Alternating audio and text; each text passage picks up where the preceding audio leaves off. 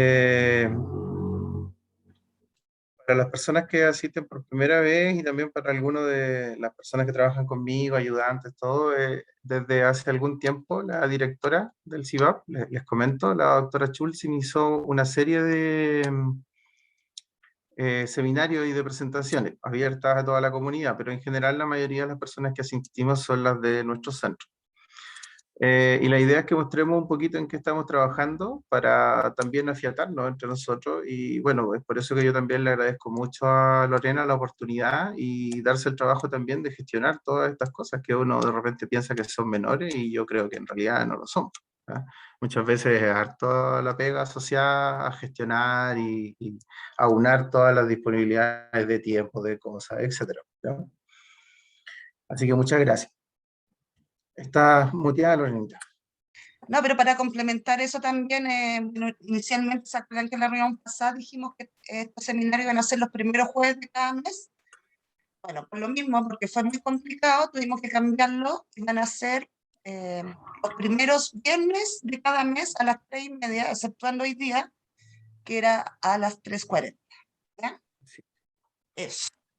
La Bien. idea es que después podamos, si necesitan decirnos algo, y sea una mini reunión después, y después se pueden ir nomás. Y de ahí quedamos los investigadores haciendo otra pega. Igual como es un seminario de centro, en general la mayoría de los que asistimos somos colegas y todo, la idea es que que esta presentación sea una conversación lo más fluida posible, así que si alguien tiene alguna pregunta o algo, por favor, siéntase libre de hacerla al final o al medio o interrumpir o lo que quiera. Bien, voy a comenzar. Muchas gracias. El título de esta presentación es Programming Nutricional y Medicina Personalizada, una proyección a la medicina translacional. Y voy a tratar de explicar qué es lo que quiero decir un poquito con esto. Mi nombre es Rafael Barra y yo, por supuesto, trabajo en el CIVAP junto con mis colegas de la Escuela de Medicina.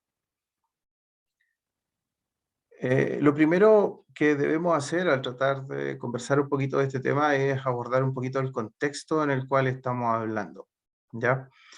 Y en general vamos a hablar de programming y de programming asociado a fenómenos de malnutrición y de desnutrición. Cuando hablamos de estos fenómenos de malnutrición y desnutrición, tenemos que hacer un ligero hincapié en algunos aspectos, ¿ya? Por ejemplo, en el año 2019 existe un comunicado de la Lancet Commission, que es una comisión de investigadores en salud y en medicina extremadamente prestigiosa, que genera como disrupciones a nivel de las políticas de salud que toman en los países desarrollados, muchos de los países, o hacia dónde, digamos, podría salir de repente un próximo Nobel, etcétera. Y hay una comisión que se relaciona con obesidad, desnutrición y cambio climático. Esta comisión en el año 2019 reportó que uno de los principales desafíos de la salud humana, en general de toda la salud humana, no necesariamente relacionado con los temas de nutrición, corresponde a la desnutrición. Actualmente en el mundo existen más de 700 millones de personas que sufren de desnutrición, y eso era el año 2015. Aproximadamente el año 2017 son más de 820 millones de personas y lamentablemente luego de la pandemia de COVID-19 y también en la medida que se ha acelerado el proceso de cambio climático, se ha producido un fenómeno que es la inseguridad alimentaria. Y este fenómeno de la inseguridad alimentaria, en el fondo, resumiéndolo a palabras muy simples, significa que existe un aumento sostenido de los precios de los alimentos nutritivos y por lo tanto también se aceleró el crecimiento de ese número de personas en el mundo que actualmente están sufriendo desnutrición. Hay algunas estimaciones que señalan que aproximadamente en unos años más, 2020, perdón, del 2020 hacia el 2030, etcétera, 1 de cada 6 a 7 individuos en el mundo va a sufrir de desnutrición. En este mismo año, esta comisión Lancet recomienda fuertemente el iniciar todas las intervenciones nutricionales, sociales y terapéuticas específicas que puedan mitigar o revertir los efectos de la malnutrición. Ahora, si a nosotros, a este contexto general en el cual hablamos de malnutrición y de desnutrición, consideramos la obesidad como una forma de malnutrición, ¿ya? Y particularmente si hablamos de obesidad y estamos en el contexto de esta presentación hablando del fenómeno de programming, nos referimos a obesidad infantil, o voy a tratar de hablar de obesidad infantil. Cabe destacar que en la mayoría de los países de bajo ingreso, pero eso no es tan así, pero haciendo una generalidad, digamos, lo que más se ve afectado es la desnutrición. Y sin embargo, hay muchos países de alto ingreso, en los cuales tienen alto índice de obesidad, una forma de malnutrición. De acuerdo a la Organización Mundial de la Salud, uno de los problemas también más importantes de salud pública corresponde a la obesidad. Y particularmente en nuestro país son extremadamente preocupantes los niveles de obesidad infantil que tenemos, con todas las consecuencias dañinas que estos presentan hacia etapas posteriores del desarrollo. Hay algunas estadísticas que todavía no están actualizadas, digamos, que son un poquitito más viejas que a este año, prepandemia, pero según la JUNAEP, los índices de obesidad más altos se encuentran en el kinder y en primero básico con un 24,2%. Por lo tanto, en general, en nuestro país, 1 de cada 4 estudiantes es obeso en ambos niveles. O sea, en edades muy tempranas, un 25% de obesidad y sobrepeso alcanza ya casi el 50%. Eso, en primero medio llega un 32% a nivel nacional, estas estadísticas están un poquito antiguas, aumentando hasta el 40, 45, y no sé si durante la pandemia estas se liberaron, y en edades más altas, 1 de cada 3 estudiantes tiene sobrepeso. Particularmente de toda la obesidad en nuestro país, lo que más ha crecido ha sido la obesidad infantil. ¿Por qué conversamos tanto acerca de estos fenómenos de malnutrición y de desnutrición? Bueno, porque todos estos se relacionan sobre todo particularmente en edades tempranas con el fenómeno de programming. ¿Y qué es el fenómeno de programming? El fenómeno de programming, o la programación, digamos, como se le llama en la literatura, responde a una capacidad de los sistemas biológicos.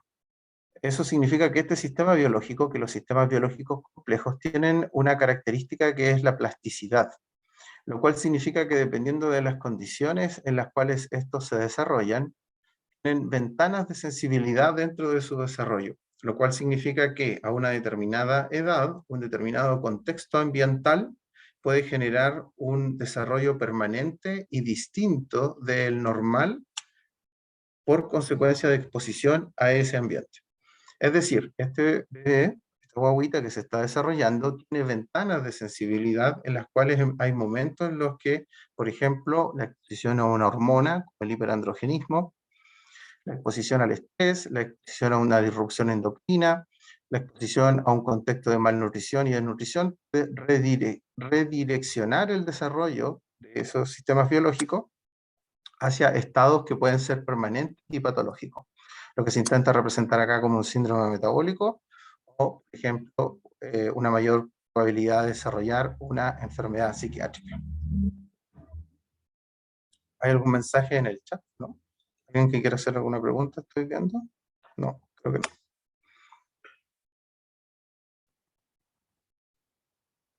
Va. Sí, Sí. doctor Sí, Rafael. dígame. Sí, sí. Ya, tengo una duda. ¿Esas ventanas de sensibilidad se pueden dar en cualquier etapa del desarrollo? O sea, ¿tiene un límite de la etapa del desarrollo en que Se se puede piensa que dar la sí, ventana? se piensa que sí, pero no es tan exactamente tan bien caracterizada. Por Ya, ejemplo, hay un fenómeno que es la autopoda axonal después del nacimiento, por ejemplo, donde el organismo se deshace de todas las sinapsis que no, entre comillas, no va a necesitar. O sea, nosotros nacemos con más conexiones de las que normalmente necesitamos. Y hay ciertas mediadores moleculares que son responsables del control muy fino de ese proceso. Entonces, eso es una ventana de sensibilidad que está relativamente bien caracterizada, entre comillas, siempre estamos hablando de la generalidad, y hay más o menos 3 etapas dentro del desarrollo de los organismos postnatales, en las cuales se generan esas principales, más cuánticas, fenómenos de autopoda axonal. Pero respecto de otros fenómenos de programming, yo diría que las ventanas no están tan bien caracterizadas. Y no se sabe bien eso que tú estás preguntando. Por ejemplo, la exposición a glucocorticoides durante la gestación es extremadamente dañina. Sí, pero durante el tercer trimestre de embarazo, de hecho, es deseable para la maduración de todo el sistema respiratorio del organismo que está creciendo. De hecho, existe una exposición natural en ese momento a los corticoides maternos, y cuando existe un embarazo, o sea, existe una guaguita que van a ser prematura, se trata con corticoides exógenos justamente para acelerar ese proceso. Pero sin embargo, ese mismo tratamiento endocrino en otro momento está descrito que tiene efectos bastante perniciosos sobre, por ejemplo, el desarrollo futuro de la amígdala, procesamiento de emociones, etcétera, etcétera, etcétera. Ya, Yo diría que para algunos estímulos sí está más o menos caracterizado, para otros no tan caracterizado. perfecto, quedó claro. No hay nada. Bien, siempre cuando uno habla de esto, yo creo que también por el sesgo de que nos ha costado tanto conseguir el financiamiento, vale la pena aclarar que esto no es un tema antiguo. De hecho, actualmente, hasta el día de hoy, como ustedes pueden ver en esta publicación, se establecen contribuciones donde se asocia fenómenos de hambruna con una mayor incidencia, por ejemplo, de hipertensión en la adultez. Esta es una publicación en población china, en un estudio de corte de 22 años. ¿Ya? Es decir, hubo las personas que rastrearon durante 22 años, desde individuos que eran bajo peso por restricción calórica, hasta que presentaron una mayor incidencia de hipertensión, eh, eventos cardíacos, entre otras complicaciones. Bien, ¿cuál ha sido nuestro trabajo un poquito en esto? Vamos a tratar de conversar un poquitito, explicarle un poquito cuál ha sido el modelo en el cual nosotros nos hemos desarrollado en este sentido. Trabajando, por supuesto, con modelos animales, con ratitas, con modelos murinos, en realidad no solo ratas, sino también con ratones. Hemos trabajado en modelos de restricción calórica, donde limitamos la cantidad de nutrientes y tenemos parte de las consecuencias esperadas, que son la restricción de talla, de peso, de la progenie. Pero también algo que nos resultó muy interesante para tratar de ponerlo a algunas de las alteraciones que ocurrían probablemente en nuestro país con mayor incidencia, fue utilizar el modelo de la desnutrición escondida, que nosotros llamamos como desnutrición escondida. Y la llamamos escondida porque, según nosotros, y no solo nosotros, pero es nuestra teoría, es una forma de malnutrición que modifica muchos de los parámetros moleculares y tiene los mismos efectos perniciosos que la desnutrición con restricción calórica, pero sin modificar la talla ni ninguno de los parámetros antropométricos que se registran actualmente con los pacientes. Es decir, hoy en día un niño que nace o una guaguita que nace se toma su peso, su talla, la circunferencia de su cabecita, pero nuestro postulado es que existen muchas formas de malnutrición y de conductas nutricionales de riesgo maternas, que es como nosotros las tratamos de llamar, las cuales no modifican esos parámetros. Pero sin embargo, según nosotros, sí son capaces de poder modificar un montón de mediadores moleculares, teniendo efectos bastante perniciosos sobre el desarrollo del sistema nervioso central. Particularmente, el modelo específico que nosotros aplicamos consiste en una dieta isocalórica. Uno de los modelos que hemos intentado aplicar, han sido distintos modelos nutricionales, pero en este momento, en esta lámina, digamos, es uno que es isocalórico e hipoproteico. Es decir, nosotros reemplazamos las proteínas por grasas y carbohidratos. Esta, en el fondo, para entenderlo un poquito mejor, es la dieta McDonald's. Esto es lo que pasa cuando tú reemplazas las calorías por comida chatarra. O sea, tú dejas de comer comida nutritiva y te comes esas hamburguesas asquerosas, digamos, que son una mezcla de, que tienen muy poquitas proteínas de buena calidad en general, sino que es una mezcla de grasas con azúcar y aceite y cosas por el estilo. Una disminución del 25 al 8% de caseína, por ejemplo. Este modelo no modifica ninguno de los parámetros antropométricos y eso se ha podido demostrar tanto en modelos animales como en personas. Es por eso que existen otros grupos, por ejemplo en Harvard, la doctora Galler, con quien nosotros hace mucho que no hablamos con ella, pero antes conversábamos con cierta regularidad, que ellos han publicado que esta forma de malnutrición existe en los países desarrollados por el consumo de comida chatarra frecuente en humanos. Rafael, disculpa. ¿Sí? Sí, una consulta. ¿A qué te Por refieres con favor. isocalórica? Yo hubiera pensado que era como hipercalórica, ¿o no? No, es que la pesamos para tener la misma cantidad de calorías que come respecto de la otra, pero tiene menor cantidad de proteína. Entonces tú alcanzas el nivel de calorías que tenía la comida dada, pero utilizando Claro. carbohidratos. O sea, tu pregunta es muy buena, porque en el hecho asociado de consumir una dieta alta en grasa, también hay algo que en estos trabajos que son un poquito más antiguos nosotros no analizamos de forma tal vez tan adecuada, que es el hecho de que la dieta en sí genera dependencia y genera que se busque más de ese tipo de dieta. Entonces, existe la posibilidad de que alguna de las madres que consumían una dieta que era isocalórica, hipoproteica, consumieran de repente más calorías porque consumían una mayor cantidad de dieta. Nosotros para aplicar esto tú tienes que pesar todos los días lo que come la madre. Y tú tienes que hacer, anotar, ir pesando todos los gramos y calcular las calorías, etcétera, etcétera, que está consumiendo. Y ese dato, en algunos casos, nosotros encontramos que al parecer algunas madres sí tendían a comer más de esa comida, a diferencia de la otra que no era tan palatable. Ese es el detalle. O sea que cuando algo tiene mucha grasa, mucho sodio, es como rico.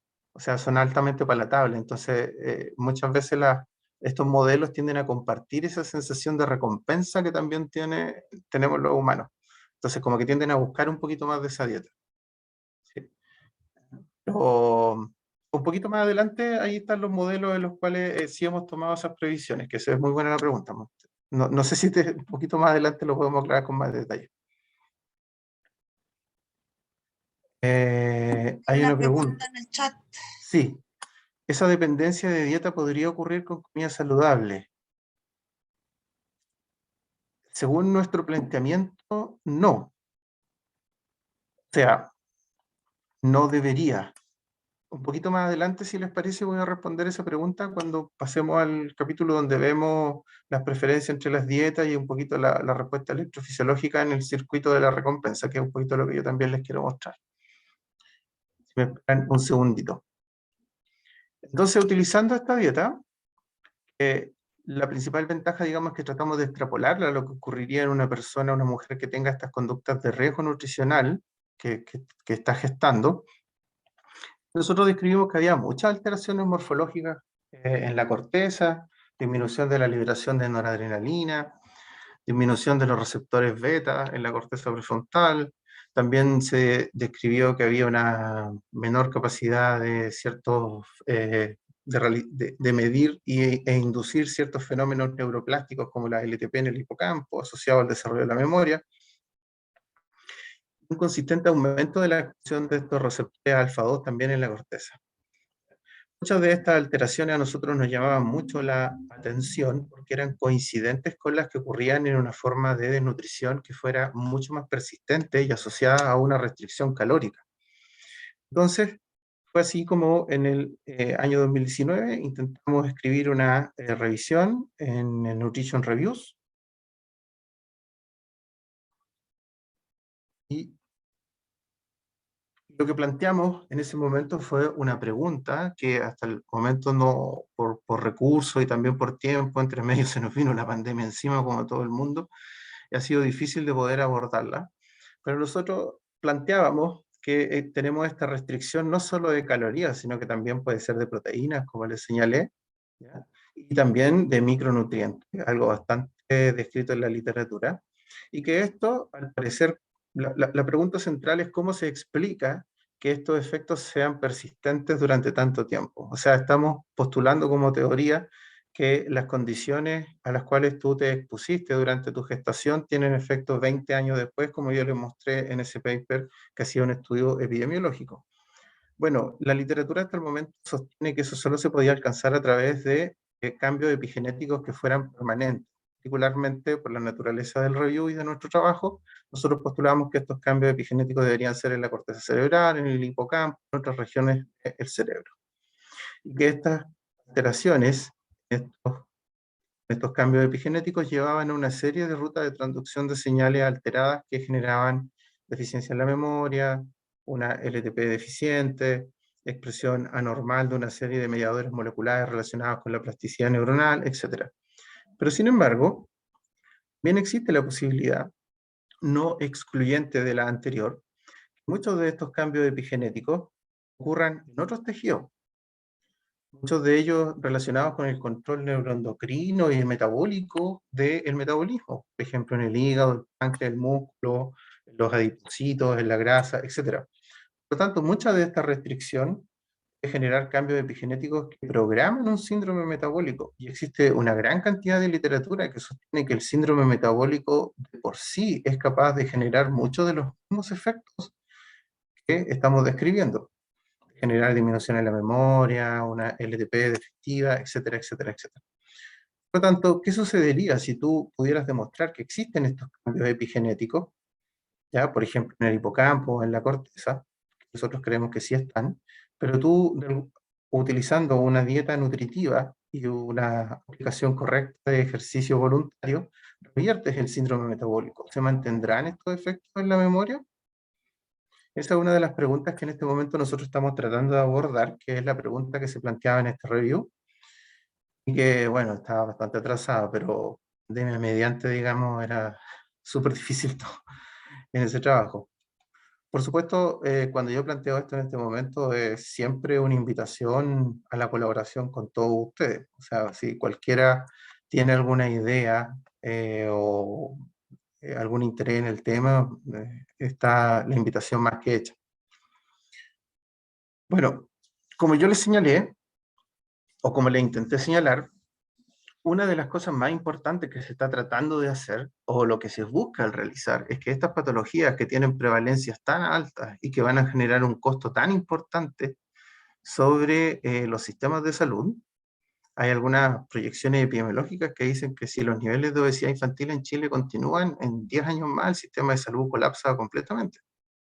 Y no va a haber una sola cama disponible porque va a haber un montón de personas jóvenes hospitalizadas por diabetes, insuficiencia renal, problemas cardiovasculares, etcétera, etcétera, etcétera. Por lo tanto, la pregunta ¿es posible revertir o compensar este programa? Y en ese sentido, tratando de encontrarle una explicación y buscando alguna intervención a esa posibilidad, a esa pregunta, fue que hicimos un modelo experimental donde hicimos un knockdown, una disminución de la expresión de los receptores alfa con una tecnología que en este momento es bastante antigua, que es un antisentido, en el cual es una molécula que se aparea con el RNA mensajero de manera estable. Ya nosotros la colocábamos con una bomba osmótica en la espalda del animal con una cánula a través de una canulita y un hoyito que le hacíamos, y eso iba cayendo sobre la corteza. Un tratamiento crónico que nos duraba la cantidad de días que era la vida útil de la bomba osmótica. Existen tecnologías mejores, vectores virales, etcétera, pero nosotros no teníamos acceso a eso en ese momento. Y al disminuir la expresión de estos receptores alfa, podremos compensar algunos de los efectos en la memoria y en el aprendizaje, y la verdad es que sí. Acá, esto es la cuantificación de la imagen que está a la izquierda. Usted puede ver que los animales malnutridos tienen un severo detrimento de la respuesta. Sin embargo, esa respuesta mejoró muchísimo con el tratamiento con este antisentido, con esta moleculita. Cuando este antisentido, que tiene la secuencia de base exacta para aparearse con el RNA, se utiliza un control positivo, que es el scramble, que es la base desordenada sin ningún sentido, no tiene ningún efecto. ¿ya? Y en el tratamiento con atipamezole, que es este fármaco que es antagonista, que nos permitiría hacer algo similar farmacológicamente a la disminución molecular, que en realidad esto nos dieron después, que fue como que cuando lo referiste quieren complicar la vida. Entonces, encontramos una respuesta que fue igual al tratamiento con el antisentido. Por lo tanto, disminuir los receptores alfa tuvo un efecto y una mejoría. También el agonismo, esto fue un trabajo un poquito más tardío, la estimulación de los receptores beta 2 también mejoró la memoria y el desempeño electrofisiológico, tanto en animales controles como en animales que habían sido sometidos a una forma de dieta de malnutrición prenatal. Por lo tanto, dentro de las intervenciones moleculares y farmacológicas, ¿no es cierto? Yo les señalé que primero habíamos hecho la descripción de que había cambios en los receptores adrenérgicos, ¿no es cierto? Había un aumento de receptores alfa, una disminución de receptores beta. Nosotros después, con algunas intervenciones moleculares y farmacológicas, intentamos hacer el inverso de lo ocurrido, y al menos en forma aguda, o durante un tratamiento un poquito más que agudo, 21 días, fuimos capaces de mantener y de revertir algunos de los efectos. Pero eso no tiene necesariamente, bueno, el antisentido ninguna, pero no tiene, algunos de los fármacos sí tienen proyección de poder ser utilizados más allá de los modelos animales, pero por supuesto utilizar ya sea antagonistas alfa o agonistas beta, tiene muchos otros efectos secundarios, ¿ya? Por lo tanto, comenzamos a pensar si existiría alguna forma en que pudiéramos intentar revertir algunos de los efectos perniciosos de estos modelos de desnutrición sobre la base de alguna intervención que pudiera ser extrapolable a su aplicación en pacientes humanos. Bueno, si nosotros analizábamos la literatura, cuando intentamos escribir esta contribución con nuestra revisión, describimos una serie de mediadores moleculares, ya dentro de los cuales estaba el BDNF, que es extremadamente conocido y descrito en la literatura, que participa de los fenómenos de plasticidad, de reparación celular, de sobrevida neuronal, perdón, de reparación neuronal, noradrenalina y receptores adrenérgicos. Entonces empezamos a buscar qué intervenciones, ya sea conductuales o también ambientales, eran capaces de ir en el sentido opuesto del comportamiento general que tenían estos mediadores. Y encontramos una que es el enriquecimiento ambiental, descrita en la literatura hace mucho tiempo. ¿Mm? ¿Y qué es lo que es el enriquecimiento ambiental? El enriquecimiento ambiental es una combinación compleja de objetos inanimados e interacciones sociales, ¿ya? En esta cajita, por ejemplo, te puede ver estos ratitas, estos animales están solitos, o al menos, perdón, están sin ningún estímulo, pero no están solos. Un animal podría estar solo en una caja, lo cual es aún más dañino, ¿ya? Pero por lo menos ellas van a desarrollar estructuras sociales relativamente complejas, digamos, como está descrita en las ratas. Basta que tú coloques una rueda para que ellas puedan andar cuando quieran, hacer ejercicio voluntario, y estos animalitos ya aprenden muchísimo más y desarrollan mucho más sus capacidades de memoria, tienen cambios anatómicos, cambios electrofisiológicos, cambio en BDNF, una correcta, entre comillas, expresión de receptores beta. Entonces, como que eso ya nos hacía sospechar. ¿Y qué pasa si tú lo llevas incluso a un esquema de aún más enriquecimiento ambiental? ¿Qué ocurrirá con muchos de los fenómenos electrofisiológicos, moleculares, sobre el desarrollo del sistema nervioso central que nosotros estamos intentando describir? Dicho sea de paso, esto no era algo tan transgresor, porque el enriquecimiento ambiental en la literatura se había utilizado para muchas condiciones, incluyendo trauma, epilepsia, envejecimiento, estrés, enfermedades de Huntington, exposición prenatal al alcohol, etcétera, etcétera, etcétera. Y siempre en todos tenía efectos beneficiosos que se describían en la literatura. Entonces nosotros decidimos probarlo y cuestionarnos si el enriquecimiento ambiental era capaz de mejorar los efectos sobre la memoria y el aprendizaje en animales que habían sido expuestos a condiciones nutricionales adversas durante su desarrollo prenatal. Entonces, un segundito. Acá, lo que ve es la cuantificación de lo que está a la izquierda, donde los animales que eran eutróficos, que fueron expuestos a una dieta regular, respondían enormemente, muchísimo respecto de la dinámica de enriquecimiento ambiental.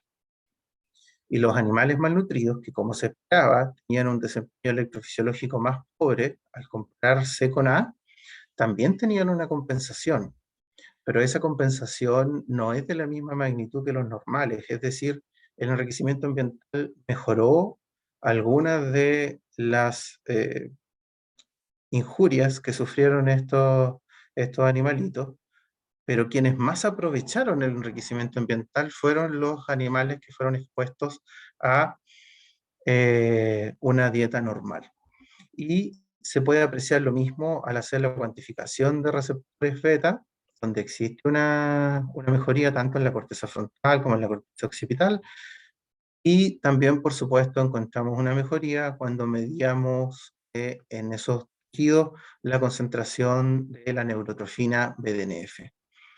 Por lo tanto, el enriquecimiento ambiental, acá debería decir parcialmente revierte, pero bueno, uno polariza los resultados y sus conclusiones también para hacerle un poquito más interesante, pero revirtió algunos de los efectos electrofisiológicos, la expresión de BNF, la expresión de receptores beta y también algunos efectos conductuales en algunos de memoria que nosotros medimos en este mismo set de experimentos. Por lo tanto, nosotros creemos que esta estimulación ambiental logra compensar varios de los efectos deleterios moleculares y electrofisiológicos de la desnutrición. ¿Cuál es la ventaja que nosotros creemos y por qué, digamos, yo creo que nosotros fuimos capaces de, en general con técnicas relativamente simples, pero son series experimentales bastante largas, pero son técnicas relativamente accesibles para nosotros en general, el poder hacer una contribución interesante, porque en general el enriquecimiento ambiental se puede aplicar con bastante facilidad en los pacientes humanos. De hecho, existen protocolos de enriquecimiento ambiental que se aplican regularmente en pacientes pediátricos que han sufrido, por ejemplo, un trauma. Y para la lógica de su rehabilitación neurológica se aplican los protocolos de enriquecimiento ambiental ya definidos y preestablecidos por el Ministerio de Salud. Por lo tanto, nos planteamos la pregunta si es que el enriquecimiento ambiental como terapia clínica se podría aplicar en el programa nutricional humano. ¿Ya? Y para eso tenemos un proyecto diseñado que no lo hemos podido aplicar por tiempo, también por recursos, también pandemia mediante. Pero creemos que una importante contribución en un país que tiene tanta inseguridad alimentaria y en un país que tiene tantas conductas de riesgo en madres gestantes, conductas de riesgo alimentaria, por supuesto me refiero, podríamos tratar de buscar el financiamiento a futuro cercano para tratar de aplicar una terapia de enriquecimiento ambiental en madres en riesgo nutricional sobre sus hijos. Y por supuesto eso no lo podemos hacer solos, necesitamos reclutar ayuda y tener los partners necesarios. Bien, ¿alguna pregunta hasta el momento, por favor?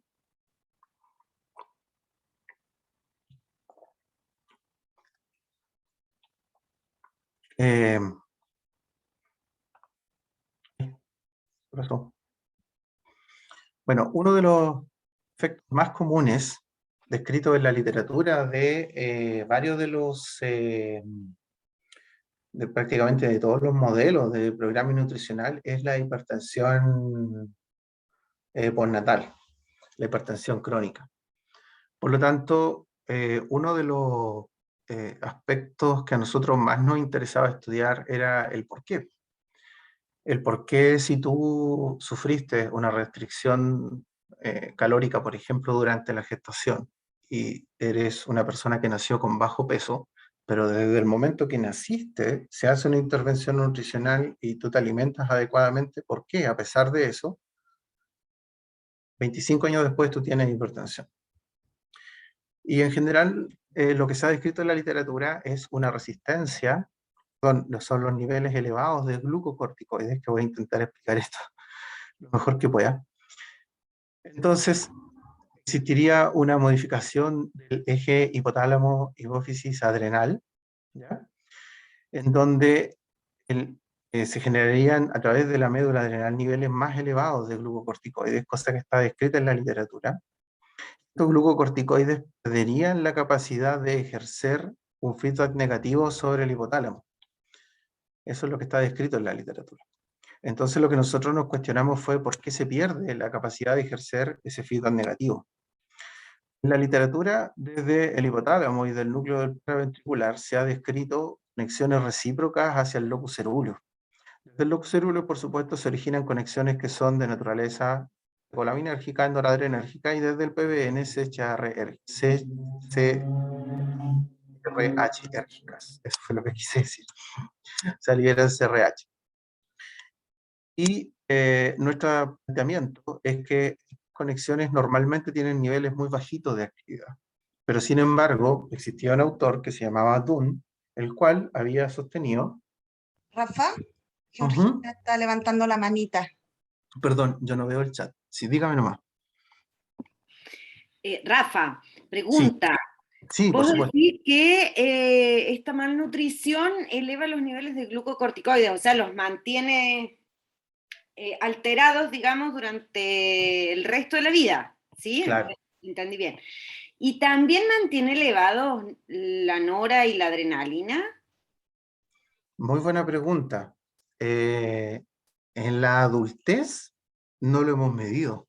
Lo que sí le puedo decir es que postnatal sí los tiene elevados. Ya. Si se mantienen elevados durante mucho tiempo, no lo sabemos y hasta cuándo tampoco.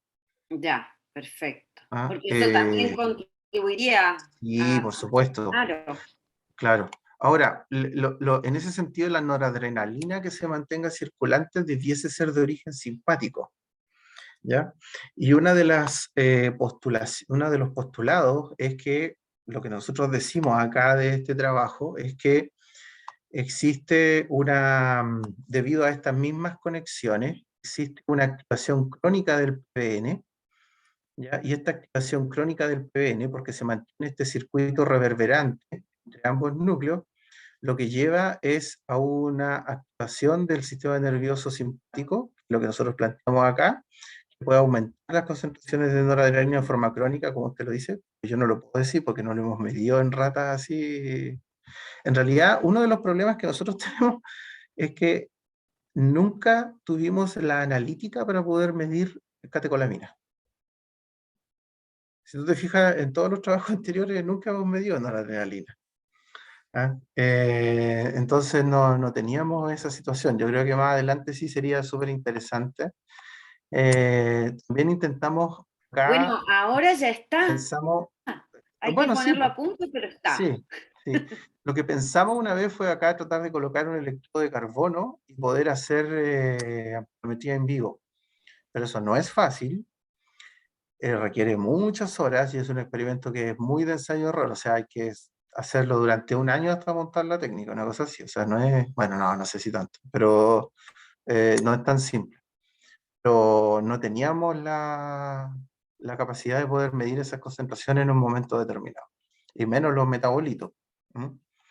Pero ahora llegó. Ajá. El doctor Soto, en el INTA, que fue en el año 80, cuando empezó a hacer los primeros estudios, él publicó un paper donde los niños en humanos de bajo peso tenían los niveles de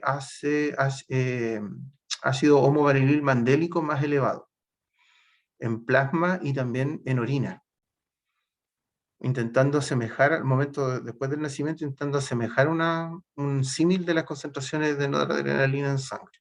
Claro. Eso. Bueno, nuestro planteamiento es que esta ruta excitatoria, digamos, podría ejercer un efecto por la activación directa sobre la médula adrenal, y esto llevaría al aumento de las concentraciones de adrenalina, lo que también, por supuesto, contribuiría a este estado de hipertensión, y como dice mi colega, las concentraciones de noradrenalina también liberadas desde el sistema nervioso simpático. Una de las cosas más interesantes que nosotros tampoco no hemos podido realizar es que las conexiones del locus coeruleus al NPV son bastante más complejas que lo que nosotros inicialmente decíamos. O sea, esta forma de nutrición prenatal está afectando más los receptores alfa 1, alfa 2, etc. Porque existen receptores alfa 1 que inhiben a neuronas GABAérgicas, por lo tanto inhiben al inhibidor o activan directamente o activan a un activador. ¿Ya? Y esto es algo que sería interesante de caracterizar en este tipo de injuria nutricional, pero en este momento no lo hemos hecho y es una de las proyecciones que nos gustaría realizar a futuro también. Una de las preguntas que también yo les había señalado al principio era por qué se podía mantener, digamos, un poquito, es lo que nos interesa, cómo se podía mantener este loop excitatorio entre estos dos núcleos. Intentando explicar esto un poquito, en los animales normales hacemos dos manipulaciones, en todos los animales, perdón, hacemos dos manipulaciones farmacológicas, donde colocamos fenilefrina y el antagonista de CRH, que es alfa helical CRH, el cual funciona como un antagonista del neurotransmisor que se libera desde las conexiones del NPV hacia el locus cerúleo. Y usted puede ver que acá, en general, por ejemplo, cuando tratamos con este antagonista no hay ningún efecto. Sin embargo, cuando hacemos esto, en los animales malnutridos hay automáticamente una disminución de la actividad. De hecho, que a nosotros nos hace sospechar que este ciclo está en los animales malnutridos funcionando en un nivel suprafisiológico. Y sin embargo, nosotros no encontramos que la inyección, por ejemplo, de fenilefrina, en la actividad del locus cerúleo provoque en el malnutrido ningún aumento de actividad. ¿Por qué? Porque creemos que el locus cerúleo ya está funcionando al máximo de su capacidad.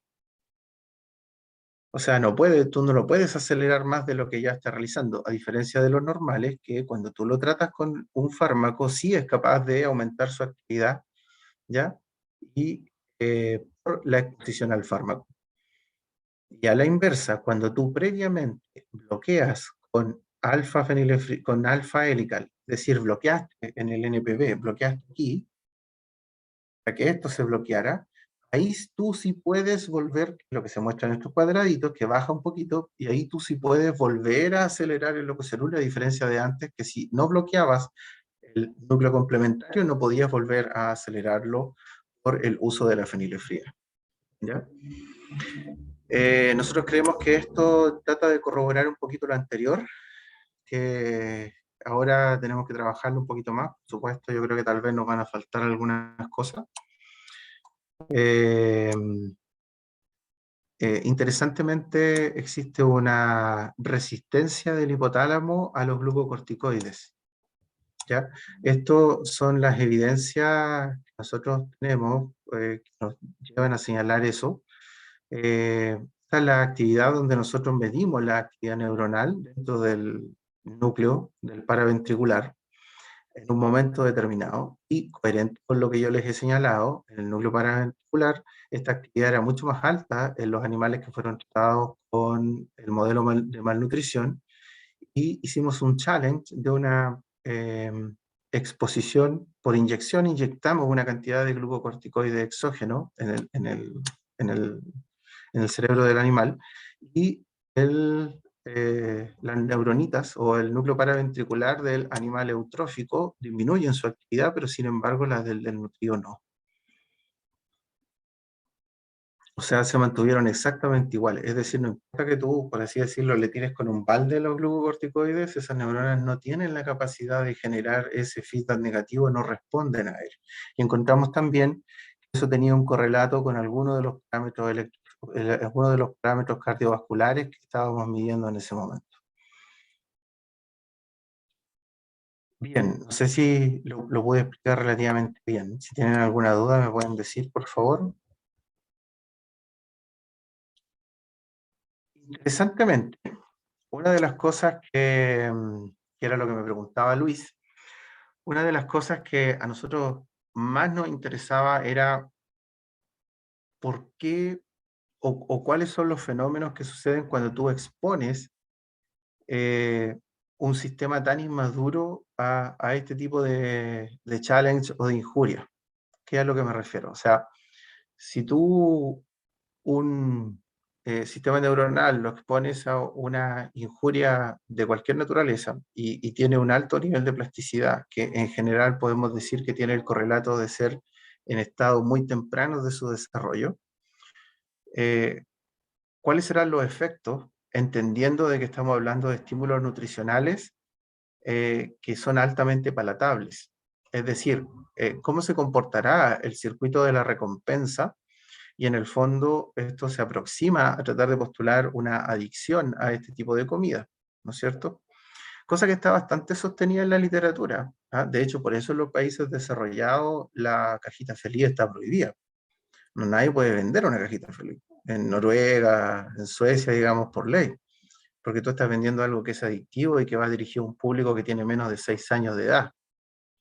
Entonces, una de las cosas que nosotros encontramos fue que existía una disminución de la capacidad de la corteza prefrontal de ejercer control nervioso, ¿ya? Inhibitorio sobre el núcleo de accumbens. Eso, por supuesto, realizábamos un estímulo y hacíamos un registro en el núcleo de accumbens, un registro electrofisiológico. Esta plasticidad sináptica mal adaptativa, digamos, o errónea, esta vía desde la corteza prefrontal al núcleo de accumbens es la misma que se aprecia con los agentes que son adictivos. Es decir, si tú a una ratita la expones a la cocaína, a heroína, a alcohol, tienes también exactamente el mismo comportamiento de desorden neuroplástico desde la corteza prefrontal hacia el núcleo de accumbens. Eso está sostenido, por ejemplo, con Courage. ¿Ah? Y al mismo tiempo, encontramos que las neuronas de este núcleo tienen una disminución de poder establecer algunos mecanismos neuroplásticos como la depresión de largo plazo o la LTD. Y cuando se realizaron estos experimentos, nosotros tratábamos de hacer LTP y no se podía, tratábamos de hacer LTP y no se podía, tratábamos de hacer LTP, ya dijimos hagamos LTP.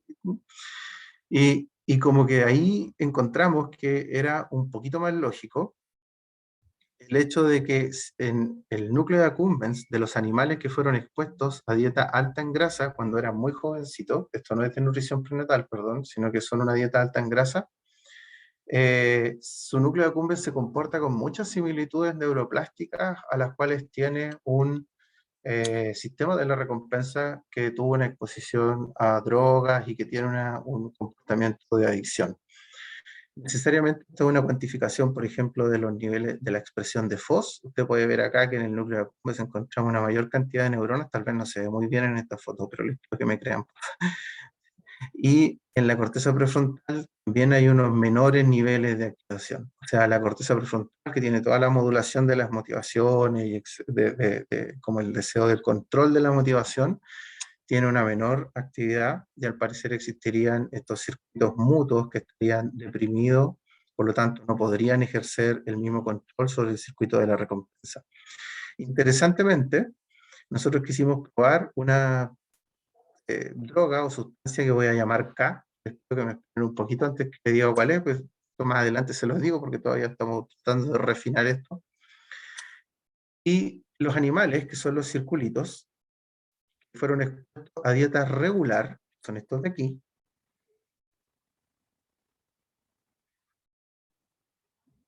no tuvieron ningún efecto con o sin test de preferencia. El test de preferencia corresponde a un entrenamiento que nosotros le realizamos a los animales, ¿ya? En el cual les damos a elegir, después de que probaron, por así llamarlo, el estímulo que es rico.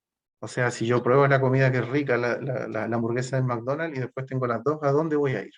Y eso es una lógica de aprendizaje que tienen que tener los animales conductual, que nosotros también la podemos cuantificar, que después da cuenta de cuánto tiempo persiste esa memoria sobre el estímulo que era altamente palatable. Es un test de preferencia, ¿ya? Lo separamos así porque en general los animales que habían sido test de preferencia o sin test de preferencia, tenían comportamientos electrofisiológicos y neuronales que eran igual distintos. Los de dieta regular no tenían prácticamente ninguna diferencia. Sin embargo, los animales que habían sido expuestos a dieta alta en grasa tenían niveles mucho más altos de porcentaje de cambio, por lo tanto acá no había mejoría en la LTD. La medida que tú tengas un porcentaje de cambio que sea una disminución menor, más efectiva fue la depresión del largo plazo. O sea, mientras más abajito esté la curva, entre comillas, es como mejor. Y le dimos este suplemento con esta sustancia a la dieta alta en grasa y sin embargo encontramos que con este de preferencia, es decir, cuando ya durante varios días nosotros le habíamos enseñado que esa comida que era mala era rica, con esta sustancia se aproximaba bastante a tener una conducta electrofisiológica recuperada similar a lo de dieta regular. Y sin embargo, esto no es significativo, ¿eh? Acá todavía hay algunos puntos que sí, pero en general esta y esta curva yo diría que son iguales. Los que fueron dieta alta en grasa. ¿Ya? Por lo tanto, encontramos un correlato y que al menos parcialmente sí se pudo tratar de compensar un poquito con esta intervención, un poco esta respuesta en estos animales. Voy a tratar de apurarme un poquito porque los noto ya medio cansados. Bueno, otro de los aspectos que también para nosotros es muy interesante es algo que está acá. Muchos de los fenómenos neuroplásticos que estamos conversando, que tienen que ver con los procesos de memoria, de aprendizaje, en el fondo tienen que ver con canales de calcio y cómo estas ondas de calcio dentro de las neuronas son capaces de generar una serie de cambios permanentes, o sea, expresiones de genes, no solo cambios citoplasmáticos, sino que van a ser permanentes durante mucho tiempo, incluso años en nuestro lifespan, o sea, no en la rata. Entonces, una de las cosas que también se nos ocurrió, se lo planteo porque es algo interesante, que me gustaría recoger la opinión de todos ustedes, fue rescatar algunas drogas muy viejas que en el fondo eran bloqueadores bastante inespecíficos de canales de panexina, que tal vez no estaban tan implicados en algunos procesos neuroplásticos a nivel del encéfalo, pero sí, por ejemplo, se han descrito los efectos de panexina y bloqueadores de canales de calcio inespecíficos en fenómenos neuroplásticos en el cuerno dorsal de la médula, por ejemplo, en el dolor crónico, ¿ya? Nosotros habíamos analizado eso, entonces haciendo un poco como de metasimplismo, ¿ah? Dijimos, ¿qué pasa si para esto, que es dolor crónico, muchos de los mecanismos neuroplásticos son los mismos que en esta plasticidad que nosotros decimos que también es patológica? ¿Ya? Entonces, vamos una ratita, solo me voy a referir a esto brevemente. Habían sido expuestas a dieta regular y le hicimos el mismo test de preferencia, pero tratándolas con este bloqueador de panexina bastante inespecífico y encontramos una mejoría, pero no solo en la dieta alta en grasa, sino también en la dieta regular. O sea, al parecer no está disminuyendo el estímulo de recompensa, sino que está disminuyendo en general, no está disminuyendo la adicción, sino que en general está disminuyendo todas las motivaciones. O sea, al parecer existiría una depresión, entre comillas, un poquito general del circuito de la recompensa en estos animales.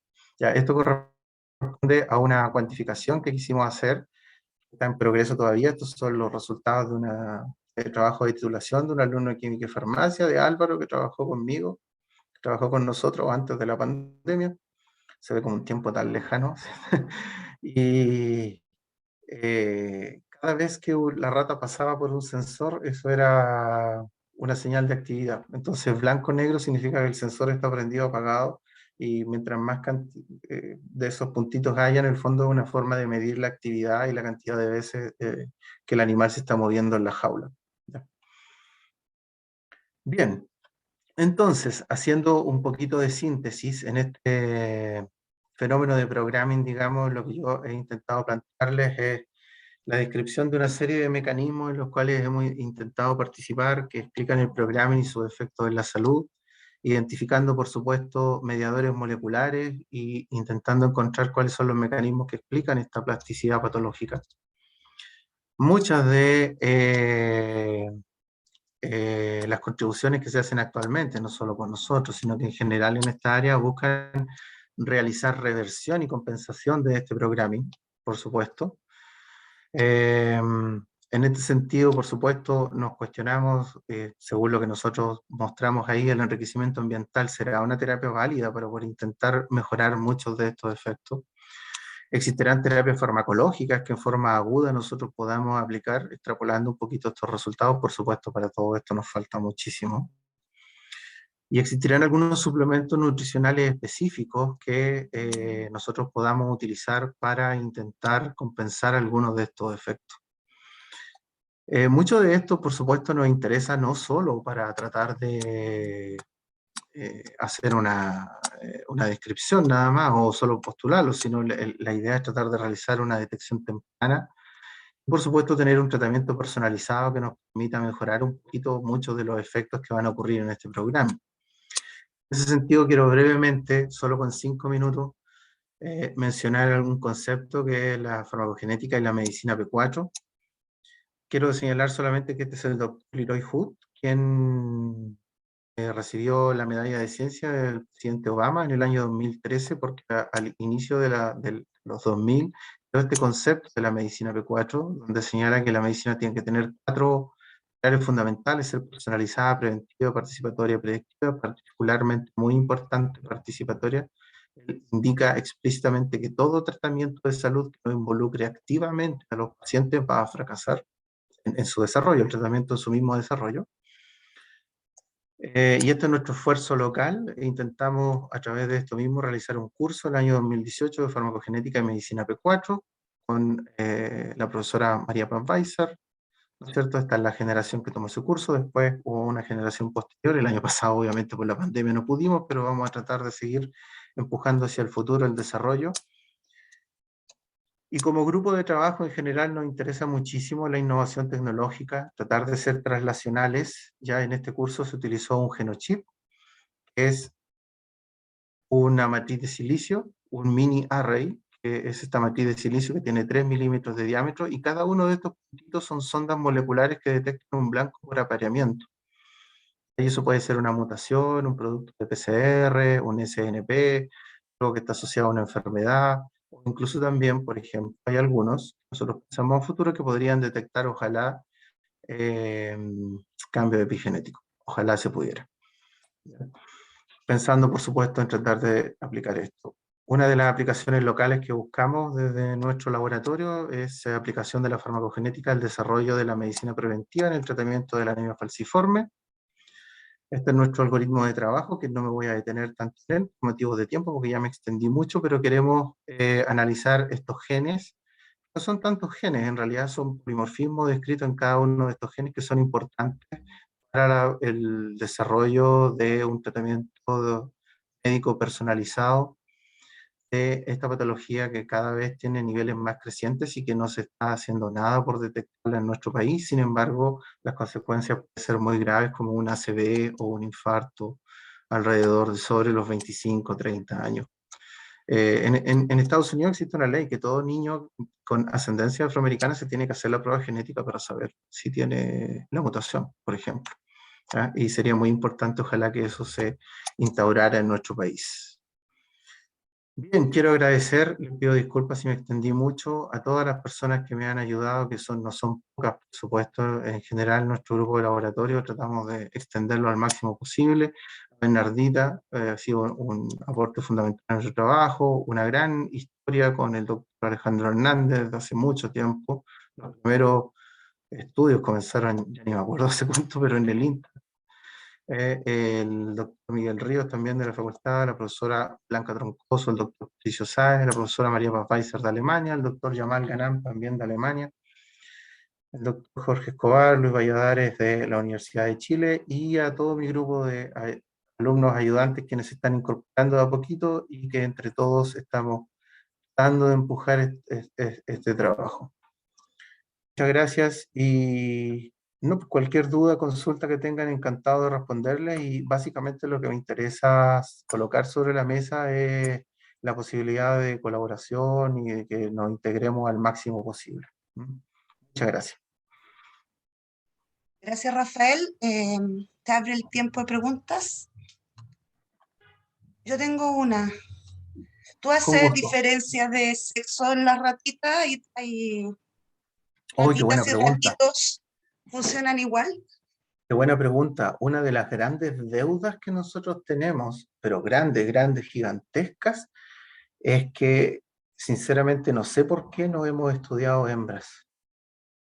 Porque ciclan, pero No, para sí, reciclarlas, pues. pero nosotros las podríamos ciclar y eso no es problema, digamos, yo eso lo hice muchas veces, pero yo creo que de repente sin darse cuenta uno continúa con una inercia y solo utilizamos los varones y de hecho hay varios artículos que han publicado editores y cosas que dicen que se tienen que estudiar hembras en los modelos experimentales. Así que no, sí, esa es una gran deuda que nosotros tenemos. Sí, Incluso, a ver si me dejan, sí, por favor. incluso hay artículos que ya dicen que el tema del ciclo en muchas de las cosas no es tan influyente como se cree. Que si uno mete pool de las hembras, no importa el ciclo, la variabilidad que observa finalmente es igual o hasta a veces menor que la que observa en un grupo de machos. ¿Será? Entonces, en muchas cosas, bueno, si bien en momentos hay que tenerlo en cuenta, por supuesto, pero no sería el gran problema que siempre se ha, digamos, como que por eso no se estudia las hembras, uno de los problemas y demás. O Ciencia sea, yo creo que es netamente, más que el tema del ciclo, porque de hecho en general ciclar hembra es algo que es factible. No es algo así que tú digas, no, es súper difícil y qué sé yo. Claro, lo que Yo pasa es creo que que existe ciertos como asteroides, existe como un dogma errado de que eh, solo con machos porque de esa forma tú obtenías datos con menos dispersión, como decía Georgina, claro, una cosa así. igual algunos asteroides son neuroprotectores, entonces estoy estudiando eso. Sería muy interesante el poder hacer esas diferencias y a mí me encantaría el poder hacer esto con hembras, sí, por supuesto. Hay que Sí. hacerla con puras ratitas chiquititas, hembras. Mm. No, sin lugar a dudas. Oye, quiero meter la cuchara también ahí. Sí, por favor. Yo creo que el punto más tiene que ver con la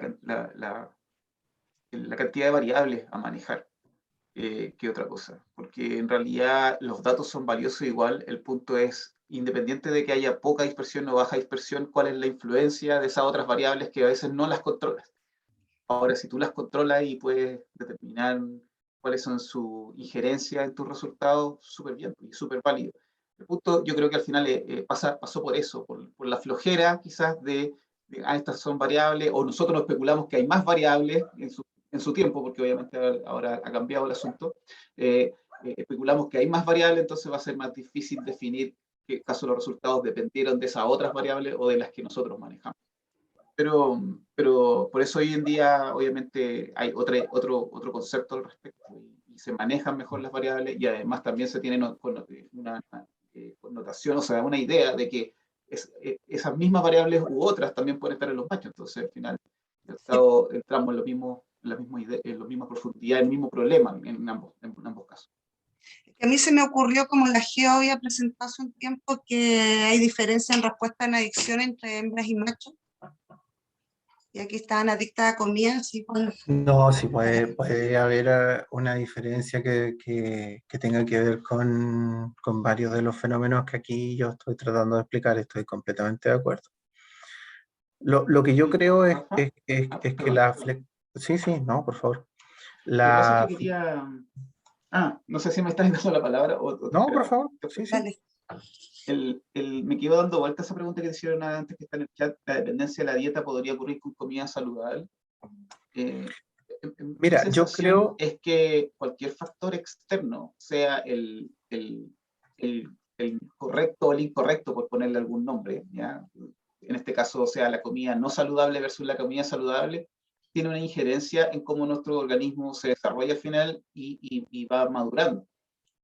Entonces, yo diría que esa respuesta a esa pregunta es sí, va a haber una injerencia. Puede ser más positiva para el desarrollo del organismo, puede ser, ¿ya? Pero que tiene una injerencia, tiene una injerencia. Yo creo que sí, también estoy completamente de acuerdo. Lo que yo pienso que puede haber una salvedad es que si ustedes aceptan la tesis, digamos, o la hipótesis, digamos, de que en general las comidas altas en grasa y la comida chatarra, digamos, la dieta McDonald's, uno la puede tratar como una droga de abuso. Yo creo que muchas de las alteraciones son suprafisiológicas. O sea, creo que si algún día, por ejemplo, un experimento fantástico que yo quisiera soñar con hacerlo sería medir las concentraciones de dopamina en el accumbens por la exposición a dieta alta en grasa.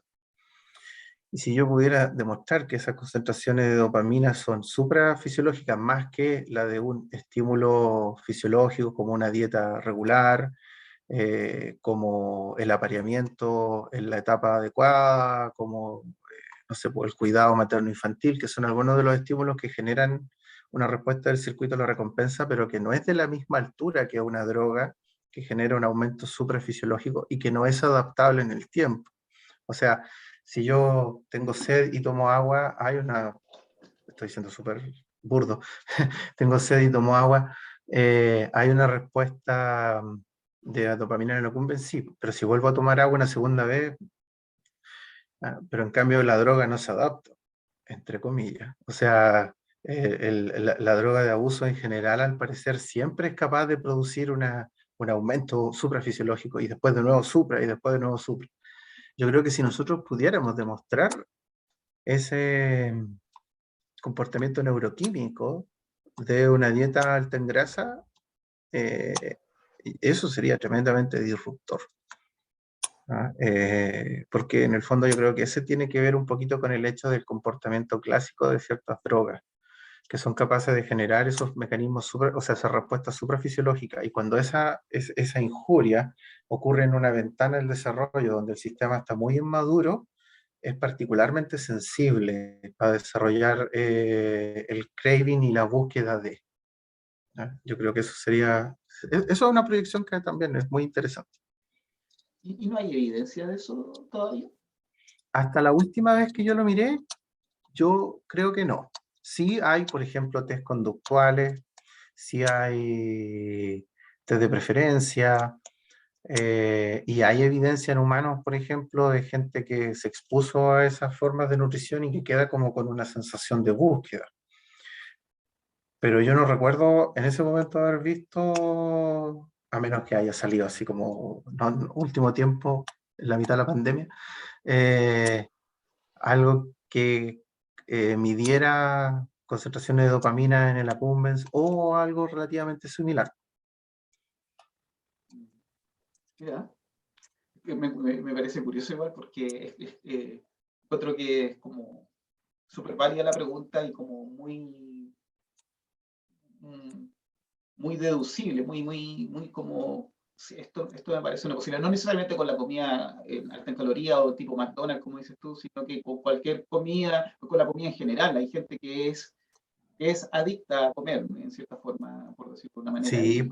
Sí, pues no, hay gente que es adicta a comer, pero la pregunta sería si hay gente que es adicta a los juegos de azar, pero no necesariamente la exposición a los juegos de azar va a generar el comportamiento neuroquímico clásico de una droga de abuso.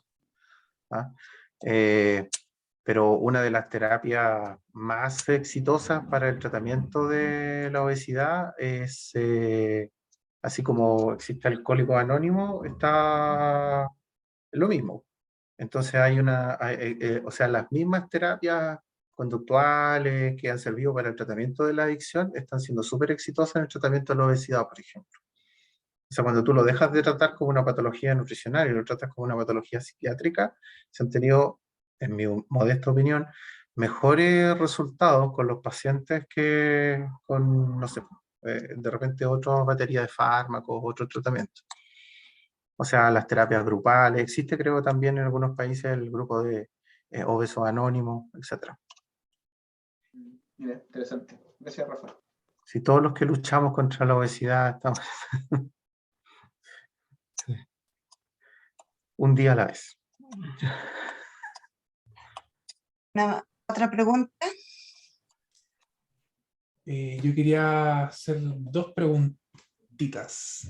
La primera es de respuesta rápida en realidad porque no estoy seguro si existirá algo como esto, quizá un poco rebuscado, pero ¿hay algún modelo celular de malnutrición o de, no sé, bueno, malnutrición principalmente, sí?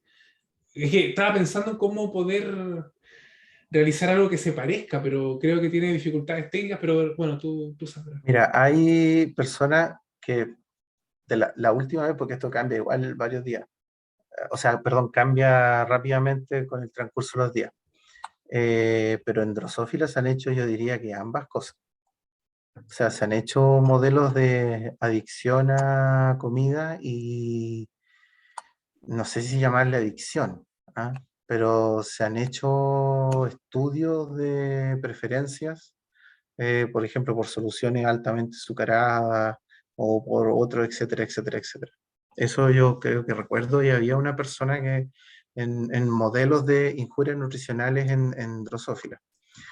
¿Cuál es la gran ventaja? Que en el modelo que tú tienes, las herramientas moleculares son infinitamente más accesibles que en el ratón o en la rata. ¿Ya? Muchísimo más directo. De hecho, eso, pucha, a mí me encantaría hacerlo. O sea, hacer un mapeo ahí de, en general, alteraciones neuroendocrinas, moleculares, eh, patrones de metilación, cosas así. Eso igual es difícil para nosotros hacerlo en rata. Por ejemplo, la dieta alta en grasa es extremadamente costosa, es súper cara. Para muchos de los experimentos de programación por dieta alta en grasa, nosotros nos cambiamos de rata a ratón, porque una rata te come un saco de comida, son máquinas de comer, en cambio un ratón se come un pellet, digamos, en un día. Pero en hacer una serie experimental se te van varios millones de pesos en solo la dieta. Claro, claro, pero eso sería como un organismo y estoy súper de acuerdo que hay como ventajas comparativas, especialmente del tipo precio, Drosophila, todo, pero como modelo celular, como de cultivo celular, ¿existirá algo como eso? O sea, a mí no se me ocurre, pero por eso preguntaba, pero No lo recuerdo en puede este ser que es más momento. difícil. No lo recuerdo, habría que verlo porque podría ser un cultivo primario de neuronas extraídas desde Drosophila. Ya, sí, también puede ser, sí. No, y lo otro que te quería preguntar, ya como de curioso y de slash sapo, respecto como de lo que mostraste al final, de lo de la anemia falciforme, ¿están haciendo eso tendiente a hacer un test? Sí, o sea, no Y un entonces, test, pero formalmente en esta etapa del proyecto. Pero voy a tratar de... Lo que está sostenido en la literatura es que muchos de estos sismos tienen con la descripción de los niveles basales, por ejemplo, de hemoglobina fetal. ¿Ya? Y los niveles basales de hemoglobina fetal son un marcador de los eventos complicados de esta patología. ¿Sabes? Y esto no se hace.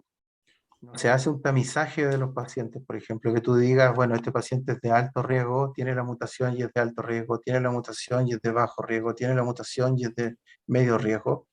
El principal tratamiento farmacológico para la anemia falciforme es la hidroxiurea, ¿ya? Y sin embargo hay polimorfismos descritos que señalan que hay pacientes que van a responder bien al tratamiento, hay pacientes que van a responder mal al tratamiento.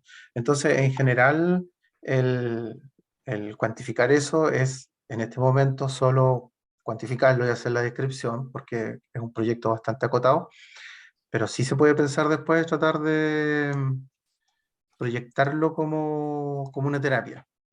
¿ah? Entonces como una pesquisa de polimorfismos tendientes a determinar una mejor o peor prognosis de la anemia falciforme, teniendo ya los datos de que si es anémico o no el paciente.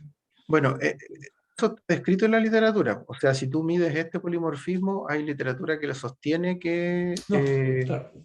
es mejor la prognosis. Lo que nosotros lo estamos haciendo es aplicarlo en esta población y medirlo, ojalá, todos al mismo tiempo, y tratar de tener ese panel completo, digamos, y tratar de asociarlo, ojalá, a la conducta clínica que ha tenido la persona, a la proyección retrospectiva de sus eventos cardiovasculares. Y una última pregunta sobre esto. Esto sería Sí. desde plasma. Sí, nosotros vamos a purificar el DNA desde el plasma. Sí. Ya, Sí, sí. ya. Sí. ¿Han pensado hacerlo desde orina, por ejemplo? No, no, y Ya. tal vez sería más fácil, no lo sé. Sí. Ok. O sea, pensamos una Es vez por otras hacerlo cuestiones con que el estaba viendo, raspado de la boca, pero yo creo que esta parte del trabajo es también como al menos de mi parte, como de menos expertise. O sea, yo creo que acá también hemos ido progresando, haciendo una construcción progresiva de las cosas, digamos. Yo creo que al momento de proyectarlo, sí, como tú dices, va a haber que adaptar algunas es que cosas. lo decía como idea, porque finalmente, claro, para hacer un test inicial de la anemia necesitáis mirar plasma, necesitáis mirar sangre, ¿cierto? Sí, Pero luego, si tú quieres obtener DNA, y eso puede ser de cualquier célula, ¿cierto? Y la orina está llena de células también. Entonces, sí, también puede sí, ser sí. una forma de obtenerla no tan invasiva y que pase un comité de ética mucho más fácil a la hora de recolectar, de tener pacientes. No sé. Es verdad, es una buena acotación, sí, es cierto. Otra consulta.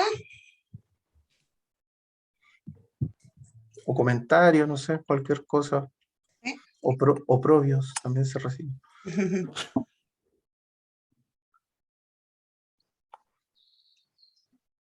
Parece que ya no más. Perfecto.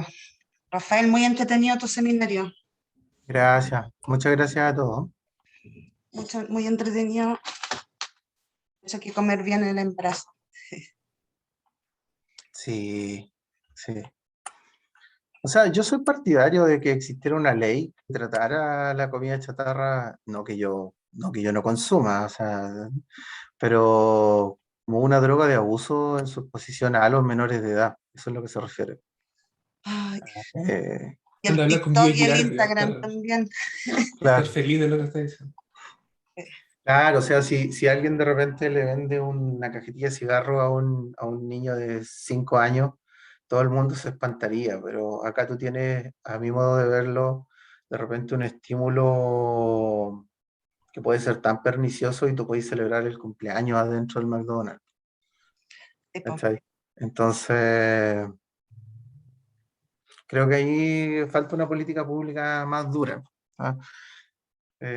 Bueno, bueno. Ya pues se le agradece a todos. Invito a la investigadora a quedarse para discutir un par de cosas. Y al resto, gracias por venir.